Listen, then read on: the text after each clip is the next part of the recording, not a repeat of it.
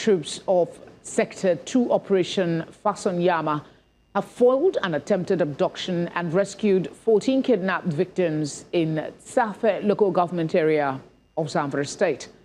The troops acted on credible intelligence about armed attackers in the area. The soldiers engaged the group, forcing them to abandon their vehicles and flee into nearby bushes.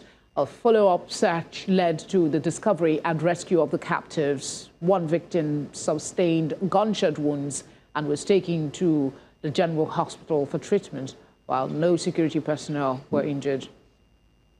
Staying on the same stretch, troops of Operation Enduring Peace have rescued 2 kidnapped victims in separate operations in Bassa and Kanam local government areas of Plateau State.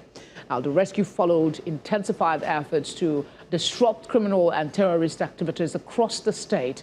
The Joint Task Force said troops in Bassa launched a search and rescue operation on Tuesday after receiving credible information about the abduction of Ndubisi Onuibo. Joining me now from Plateau State is security analyst Gideon Para-Mallam. Gideon, thank you for obliging us tonight. I mean, we've seen some success in terms of rescue in Zamfara and Plateau, yet abductions continue across the north.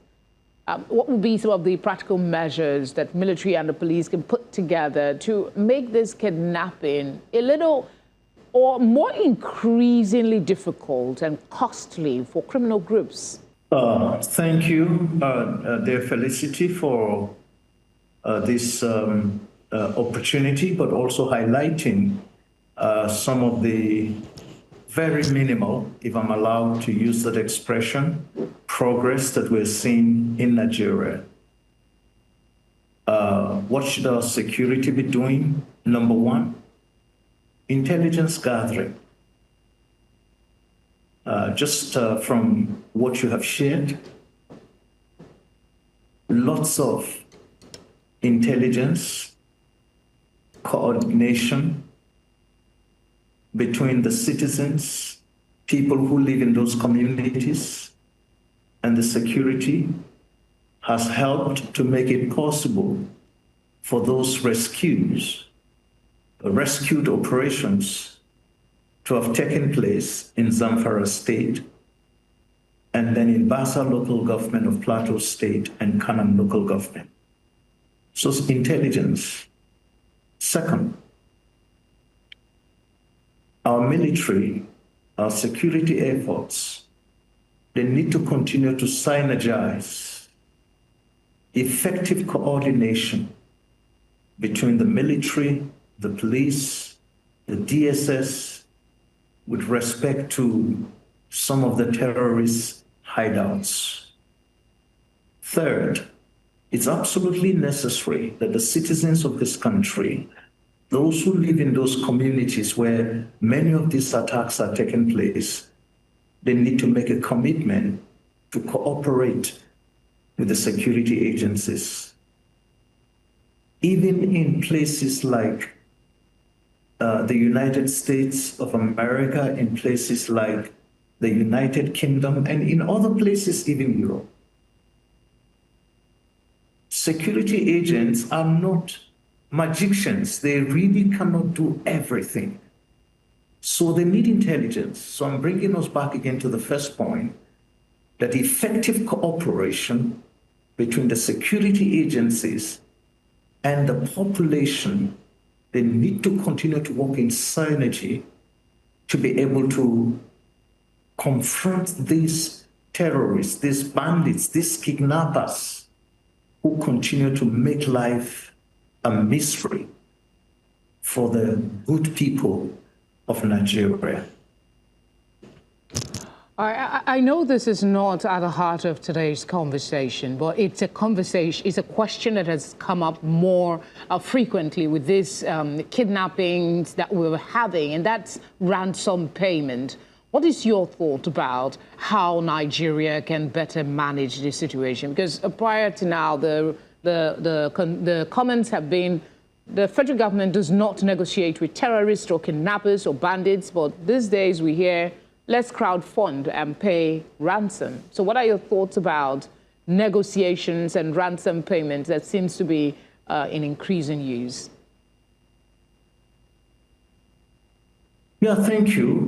To be honest, again, it's a very difficult one. I mean, if I sit here and basically said, okay, negotiate with terrorists, don't negotiate with terrorists, it's not as easy as that. I think the official policy of the Nigerian government, and I got to know this going back to when I've been advocating for the freedom of Leah Sheribo, is the difficulties of wanting to negotiate with terrorists at that time. And I'm going to come back to answer you specifically. At that time, Boko Haram demanded a certain amount of money around October, November 2018 that made it impossible for anybody to give them that money, because if they got that money, they'll go back and buy arms. And they wanted that money to trade for the freedom of Leah Shari, but ultimately, Leah is still in captivity. So does it pay off to negotiate with terrorists?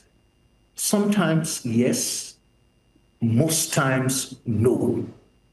In Nigeria, Kaduna State,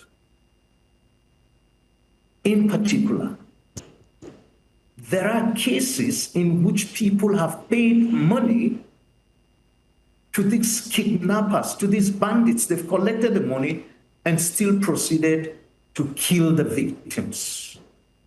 That has happened in Plateau State also. That has happened in Niger State also, even Kwara State. So would paying ransom ultimately free Nigerians from the menace or the tragic situation of kidnapping? I don't think so.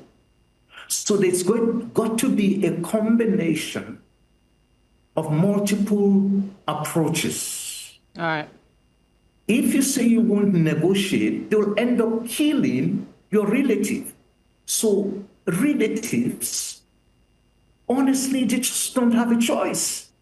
They've quite got unfortunate. To do whatever they need to do to free their loved ones. Yeah, Gideon, it is a complex situation, really, talking about kidnapping, ransom, and payment. But we have limited time. Otherwise, I would have asked further about that. Just quickly talk to us. Should security agencies move from what people are saying is largely reactive approach to a more proactive strategy of hunting down kidnapping networks and their sponsors, especially when we hear that they've retreated to forests? Should they go to those places to find them? Absolutely. My dear sister Felicity, that's the best thing to do. Listen, going back to Zamfara, the road between Funtua and Gusau, when you hear Tsafe, where the rescue was done, was actually in Tsafe local government of Zamfara State. So in between Funtua and Gusau, that's where most of the terrorist activities, the kidnappings and the killings have been taking place in Zamfara State, particularly one village called Magazu and another village second, Kucheri.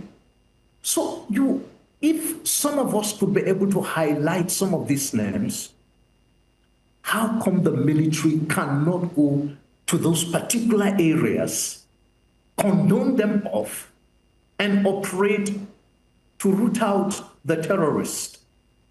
So to be proactive is to, again, back to the question of intelligence. I think that people are also supplying intelligence. Let's be honest and let's be fair. People provide intelligence to the military people. So why do they have to wait until these people have acted and then they react to try and act to help them act? And so you have that same situation. In Plateau State, there are particularly places that have been identified like Mahanga. And there are also places that are terrorist hideouts between Nasarawa State and Plateau State on Boko's borders. That's Wamba. Why can't something be done proactively to actually get these people out? Well, I think that the security can do more than just react once in a while. Let them be consistent in moving to root out these terrorists from their hideouts. We sincerely hope that they listen. I know they're doing a lot, but advice like yours should be taken. Thank you for speaking with us.